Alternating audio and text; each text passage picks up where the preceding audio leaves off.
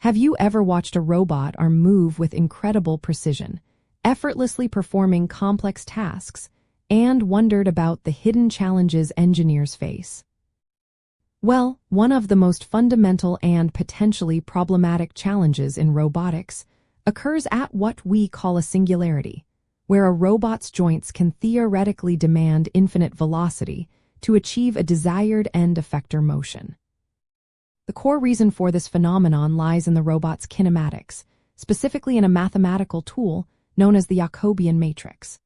This matrix acts as a translator, mapping the velocities of the robot's individual joints to the resulting linear and angular velocities of its end effector, which is the tool or gripper at the end of the arm.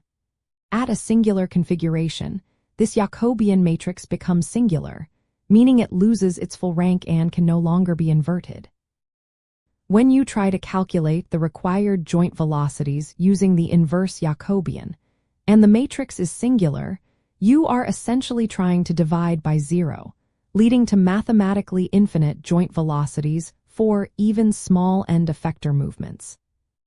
To visualize this, imagine an articulated arm trying to extend perfectly straight, locking its elbow and wrist joints in a line. If the end effector then needs to move slightly sideways, the internal joints are already aligned in such a way that they cannot contribute independent motion in that direction. The only way to move the end effector as commanded would be for the joints to spin impossibly fast to compensate for this lost directional capability. This is not just a mathematical curiosity. It has real-world implications for robot control and safety. A fascinating insight into this involves understanding that singularities often representing points where a robot loses one or more degrees of freedom for its end effector in specific directions, even if it has the theoretical number of joints. For example, a 6 degree of freedom arm might momentarily lose its ability to move its end effector in a particular translational direction if its wrist joints align. Recognizing these configurations and designing motion planning algorithms to navigate around them is a critical aspect of advanced robot control. We use techniques like pseudo-inverse methods or introduce damping to manage these situations.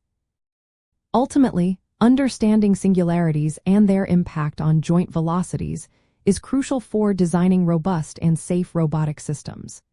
It enables engineers to predict potential motion limits, implement avoidance strategies, and ensure the robot can execute its tasks reliably without encountering uncontrollable or damaging conditions. If you love robotics, like, subscribe, and keep building with us.